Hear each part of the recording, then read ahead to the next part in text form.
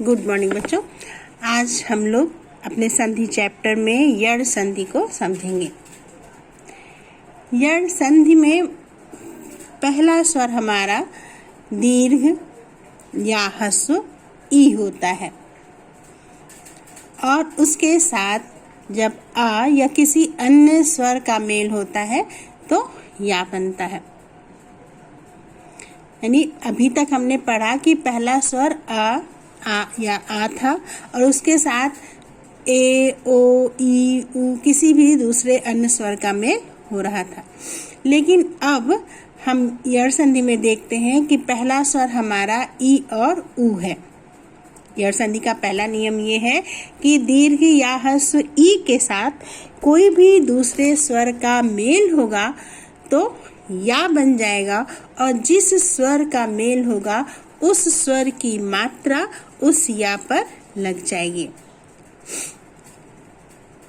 इसको हम ऐसे समझते हैं, देखो जैसे हमारा शब्द है अति और अधिक।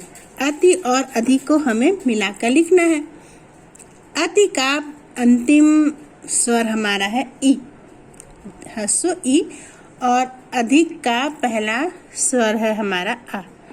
ई और आ का मेल होने पर या बन जाता है और जब ता के साथ हमारा ई हट गया, आ से मिल गया तो ता हमारा स्वर विहीन हो गया यानी आधा हो गया, तो ये हो जाता है हमारा अत्यधिक। या इसी तरह से इति आदि। इति का अंतिम स्वर हमारा ई है और आदि का पहला स्वर हमारा आ है, दीर्घ आ है। ई और आ का मेल होने पर या बनेगा। चूंकि दीर्घ आ है इसलिए या पर भी आ की मात्रा लगेगी और इस तरह से ता हमारा स्वर विहीन हो गया, आधा हो गया, तो ये हो जाता है इति आदि मिल करके इत्यादि। इसको हम और समझते हैं ठीक से। देखो हम उदाहरण लेते हैं इसका। जैसे हमारा शब्द है प्रति उत्तर। इनका संधि होना है तो ता का ई और उत्तर का उ, ये हमारा संधि होगा। अब हम प्रति का अगर हम वर्ण विच्छेद करते हैं तो ये हमारा हो जाएगा प प्लस रा प्लस अ प्लस ता प्लस ई। ये हमारा प्रति का वर्ण विच्छेद होगा। अब हम उत्तर का वर्ण विच्छेद करें तो ये हो जाएगा उ प्लस ता प्लस ता प्लस अ प्लस र प्लस आ। अब प्रति का अंतिम वर्ण हमारा ई है और उत्तर का पहला वर्ण उ है। ई और उ का मेल होगा, बन जाएगा या, और चूंकि ई के साथ उ का मेल हो रहा है इसलिए उ की मात्रा या पर लग जाएगी, ये हो जाएगा यू। अब ये हमारा प प्लस र प्लस आ, ये प्र हो गया।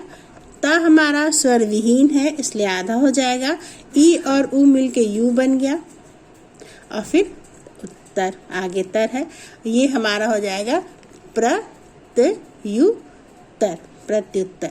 इसी तरह से हमारा है अति आचार। अति, इसका अगर हम वर्ण विच्छेद करें तो ता का वर्ण विच्छेद होगा त प्लस ई और आचार का पहला स्वर हमारा आ है। अति का ई आ के साथ मिल करके या बनाएगा। चूंकि दीर्घ आ है इसलिए या पर आ की मात्रा लग जाएगी। अब अति का ई आ के साथ मिल करके या बना लिया तो ता हमारा आधा हो गया, तो ये हो जाएगा अत और या चार, अत्याचार। इस तरह से अति आचार मिल करके बन जाता है अत्याचार।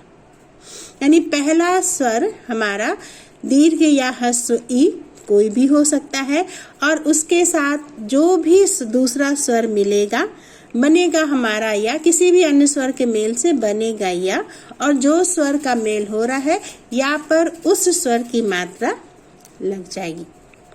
अब पर्यावरण के माध्यम से भी हम इसको समझ सकते हैं। परिआवरण, परि का वर्ण विच्छेद करें तो प प्लस आ, रा का हो जाएगा रा प्लस ई, आवरण का आ फिर प्लस व प्लस अ पर र प्लस अ प्लस र प्लस अप आवरण। अपरी का अंतिम स्वर हमारा हुआ ई, आवरण का पहला स्वर हुआ आ। ई के साथ किसी अन्य स्वर का मेल होने पर या बनता है। चूंकि दीर्घ आ है इसलिए या पर आ की मात्रा हमारी लग गई। अब ये पा हमारा पूरा हो गया। रा हमारा स्वर विहीन है इसलिए इस पे कोई मात्रा नहीं लगेगी। आधा रा हो गया, या हो गया। अब जब आधा रा होता है तो अपने बाद वाले व्यंजन के ऊपर लग जाता है, इसलिए ये पर्यावरण में रा या के ऊपर आ गया और उसके बाद वरण। तो पर्यावरण इसका मेल करके बन गया पर्यावरण। यानी ई इसका यण संधि का पहला नियम क्या है कि ई या ई ह्रस्व या दीर्घ ई के साथ किसी भी अन्य स्वर का मेल होने पर या बनता है और जिस स्वर का मेल ई के साथ हो रहा है उस स्वर की मात्रा हमारी या पर लग जाती है। ये हमारा है यण संधि का पहला नियम। यण संधि का दूसरा नियम क्या है कि उ हमारा पहला स्वर उ होगा, ह्रस्व या दीर्घ कोई भी उ होगा और उसके साथ जब कोई भी दूसरा स्वर मिलेगा तो वा बनेगा और जो स्वर मिलेगा उस स्वर की मात्रा आ पर वा पर लग जाएगी। इसको हम ऐसे समझते हैं जैसे हमारा जो है शब्द है शु आगत। सु का अगर हम वर्ण विच्छेद करते हैं तो होता है स प्लस उ और आगत का अ प्लस ग प्लस अ प्लस त प्लस आ। अब सु का उ और आ का आ, आगत का आ, ये दोनों मिल करके उ और आ मिल करके वा बना लेंगे। क्योंकि दीर्घ आ है इसलिए वा पर आ की मात्रा लग जाएगी। नियम क्या है, उ के साथ किसी भी अन्य स्वर का मेल होने पर वा बनता है और जो भी स्वर की मिलता है उ के साथ उस स्वर की मात्रा उस वा पर लग जाती है। तो उ के साथ आ का मेल हुआ, वा बना। क्योंकि दीर्घ आ है इसलिए आ की मात्रा वा पर लग गई। तो ये अब स हमारा स्वर विहीन हो गया इसलिए आधा हो गया, या आधा स हो गया, वा हो गया, फिर गत। इस तरह से सु आगत ये हमारा बन जाता है स्वागत। एक और उदाहरण देखते हैं, अनुएषण। अनु इसका अगर हम वर्ण विच्छेद करें तो अ प्लस न प्लस उ, ये हमारा होगा। एषण का पहला स्वर हमारा है ए। उ और अ ए का मेल होगा तो उ के साथ कोई भी स्वर मिलता है तो वा बनता है और ए है तो वा पर ए की मात्रा लग जाएगी। तो उ और ए मिल करके वे बन गया और आगे क्षण। ना हमारा स्वर विहीन हो गया तो आधा हो गया तो अन्वेषण। इस तरह से अनुएषण ये हमारा मिल करके बनता है अन्वेषण। ठीक, या इसी तरह से स्वच्छ। स्वच्छ में भी पहला जो है सु अच्छ। सु का अगर हम वर्ण विच्छेद करें तो स प्लस उ होगा। अच्छ का पहला स्वर हमारा पहला वर्ण हमारा आ है तो सु का उ और अच्छ का अ मिल करके वा बन जाएगा। स हमारा स्वर विहीन हो जाएगा यानी आधा हो जाएगा। तो इस तरह से हो जाएगा स्वच्छ। यानी पहला नियम क्या है हमारे यण संधि का कि ई के साथ किसी भी दूसरे स्वर का मेल होने पर या बनेगा और जिस स्वर का मेल हो रहा है उस स्वर की मात्रा उस या पर लग जाएगी। बहुत सारे उदाहरण जैसे अत्याचार, प्रत्युत्तर, पर्यावरण।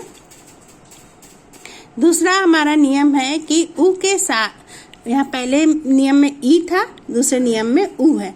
उ के साथ किसी भी अन्य स्वर का मेल होने पर वा बनता है। ई के साथ स्वर का मेल होने पर या बन रहा था और उ के साथ स्वर का मेल होने पर वा बनता है और जिस स्वर का मेल उ के साथ होता है उसी स्वर की मात्रा उस वा पर लग जाती है।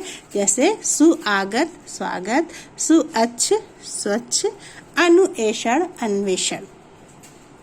ये हमने उदाहरणों से समझा। अब हम तीसरा नियम पढ़ते हैं यड़ संधि का।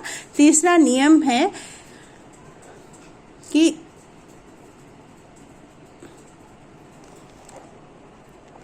री के साथ जब कोई दूसरा स्वर आता है तो रा बनता है।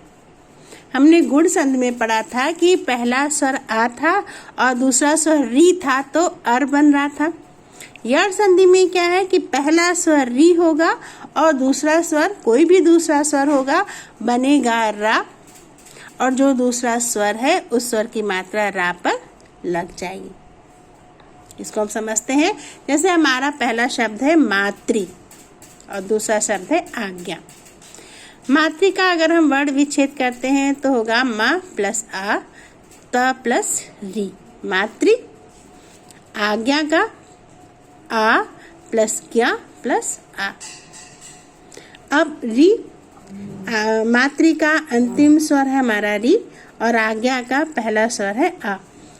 री और आ मिल करके बनता है रा। चूंकि दीर्घ आ है इसलिए रा भी हमारा, रा पर भी हमारे आ की मात्रा लगेगी। रा पर हमारी आ की मात्रा लगेगी।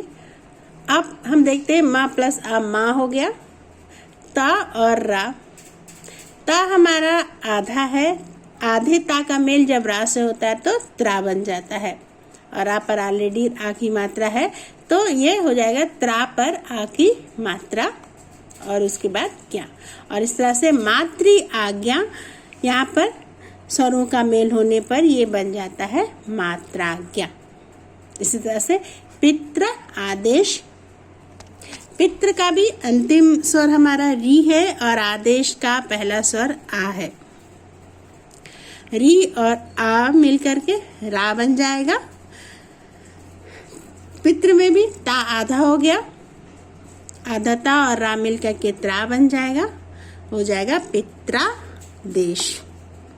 तीसरा से यड़ संधि के मुख्य रूप से 3 नियम है कि पहला स्वर ई या ई, ह्रस्व या दीर्घ ई होने पर दूसरा स्वर कोई भी अन्य स्वर हो, ऐसी स्थिति में या बनता है और या पर इस दूसरे स्वर की मात्रा लग जाती है। पहला स्वर ऊ होने पर दूसरा स्वर कोई भी भिन्न स्वर हो सकता है, यानी ऊ का किसी भी अन्य स्वर के साथ, ह्रस्व या दीर्घ ऊ का किसी भी अन्य स्वर के साथ मेल होने पर वह बनता है और जिस स्वर का मेल ऊ या ऊ से हो रहा है उस स्वर की मात्रा वा पर लग जाती है, जैसे स्वागत और स्वच्छ, अन्वेषण। तीसरा नियम है री के साथ किसी भी अन्य स्वर का मेल होने पर रा बनता है और जिस स्वर का मेल री के साथ हो रहा है उस स्वर की मात्रा रा पर लग जाती है। इस तरह से ये 3 नियम है हमारे यड़ संधि के।